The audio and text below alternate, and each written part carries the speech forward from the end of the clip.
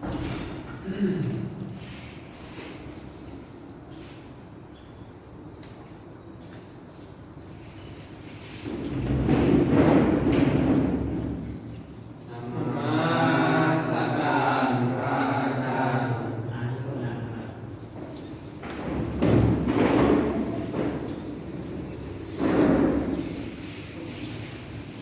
ดตา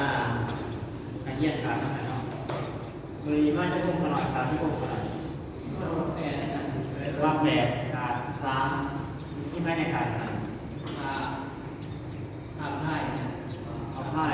ขาพื้นท่านขาพื้นมามีเหตุผลก็ขนาดเหตุผลคนอื่นแต่เหตุผลกับบ้านกันเนาะคือว่ามาสมัยเที่ยงอะไรเยอะไปเนาะวันนี้เขาเสด็จเนี่ยพิซซ่าแล้วก็คดีหน่อยเนาะ